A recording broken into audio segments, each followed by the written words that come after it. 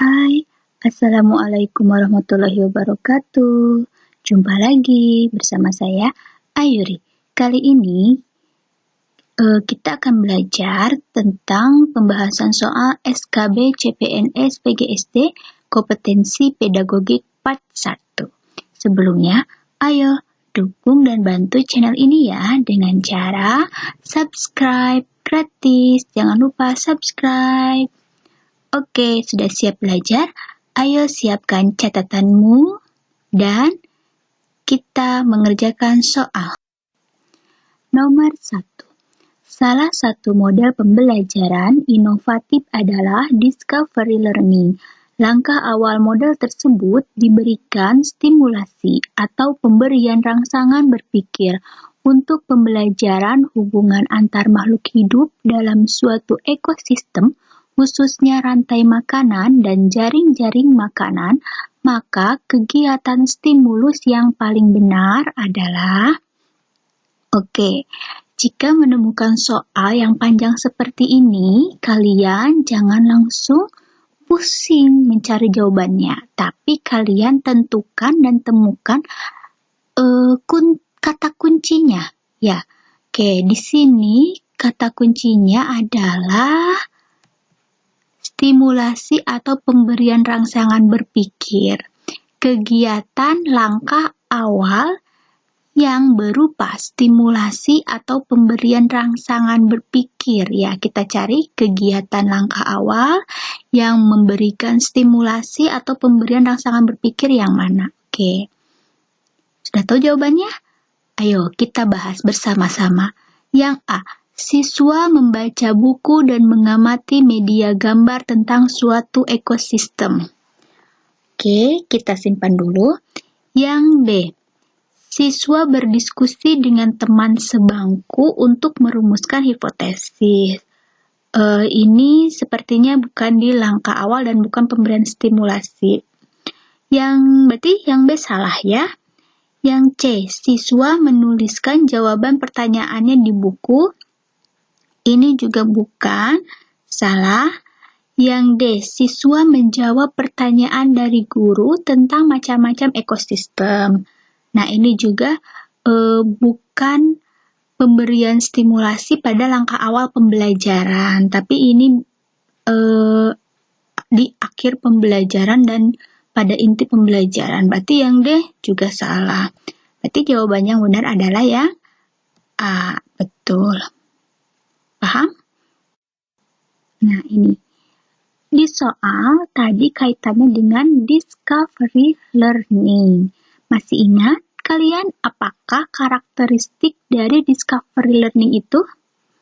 Yang pertama, peserta didik belajar secara aktif sebagai seorang ilmuwan. 2. Bahan ajar diajarkan atau disajikan dalam bentuk informasi dan peserta didik melakukan kegiatan menghimpun, membandingkan, mengkategorikan, menganalisis, serta membuat kesimpulan. 3. Peran guru sebagai pembimbing. Oke, lanjut nomor 2. Untuk memfasilitasi siswa menemukan pengetahuan tentang makanan sehat secara konkret dan bermakna, maka langkah stimulus awal yang paling benar sesuai tahap perkembangan siswa SD. Nah, ini masih berkaitan dengan stimulus awal, pemberian rangsangan di awal pembelajaran. Namun ada kata kuncinya di sini, secara konkret dan bermakna, sesuai dengan tahap perkembangan siswa. Kalian masih ingat? Konkret artinya adalah, iya betul, nyata, bisa berkaitan dengan benda nyata, atau lingkungan nyata. Nah, kita lihat di sini ya, yang termasuk ke dalam konkret, memperkenalkan makanan sehat secara konkret dan bermakna. Oke, kita lihat yang A. Siswa mengamati tayangan PowerPoint. Tidak konkret ya. B. Siswa mengamati kartu bergambar makanan. kartu bergambar juga bukan, salah. Yang C, siswa mengamati berbagai bahan makanan sehat. Oke, ini bisa. Yang D, siswa mengamati gambar makanan sehat. Gambar berarti bukan konkret. Oke, berarti jawabannya yang betul adalah yang C. Nah, pembahasannya, konkret artinya sama dengan nyata atau benda nyata. Paham? Oke, lanjut nomor 3. Penggunaan TIK bisa menjadi sumber belajar IPS SD apabila guru melakukan kegiatan sebagai berikut. Ini kata kuncinya adalah penggunaan TIK menjadi sumber belajar IPS SD. Nah, kita lihat pada poin A. Menugasi siswa untuk membaca perangkat TIK. Ini juga salah ya. Ini salah. Mengapa salah? Karena kita tidak belajar mengenai perangkat TIK-nya, namun pemanfaatan TIK menjadikan sumber belajar atau media IPS SD. Berarti yang A salah.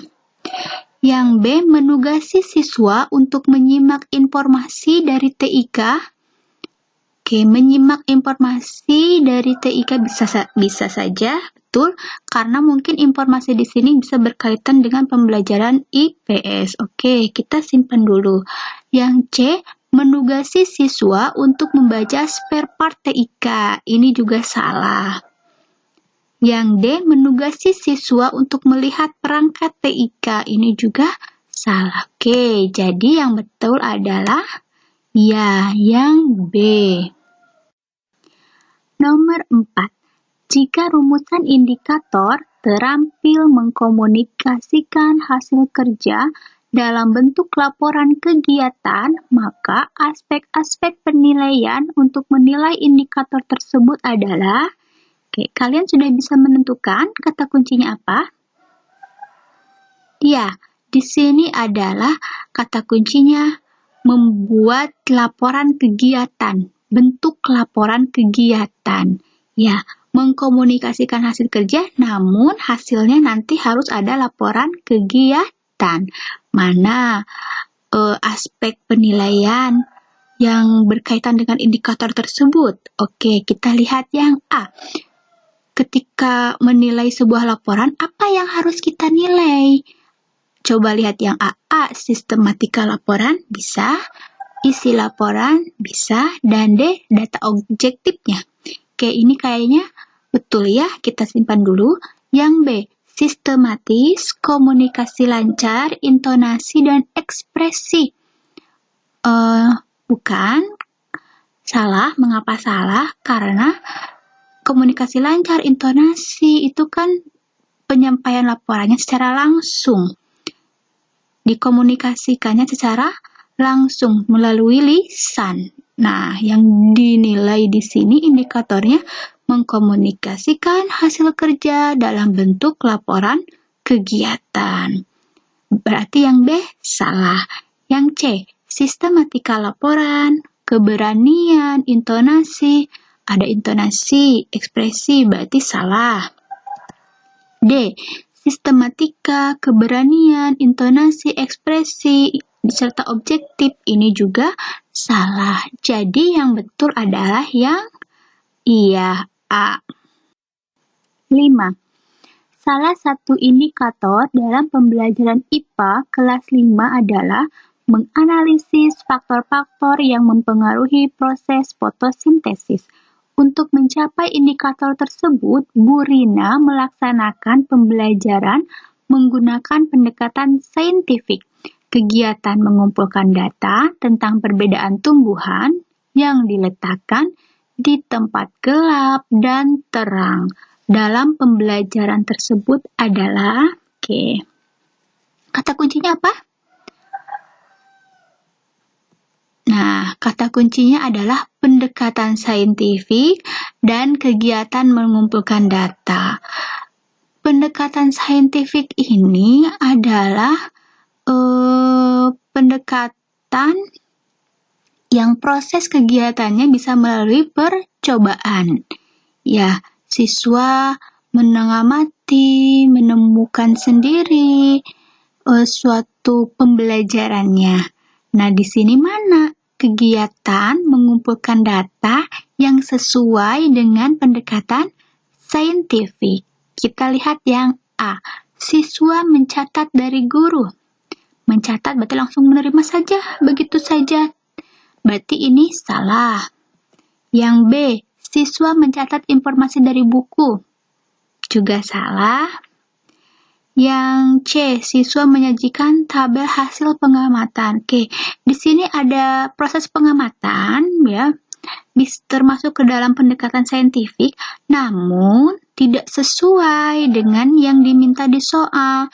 Yang diminta di soal adalah kegiatan mengumpulkan datanya, bukan hasil menyajikan datanya. Berarti yang C juga salah, karena siswa menyajikan tabel hasil pengamatan.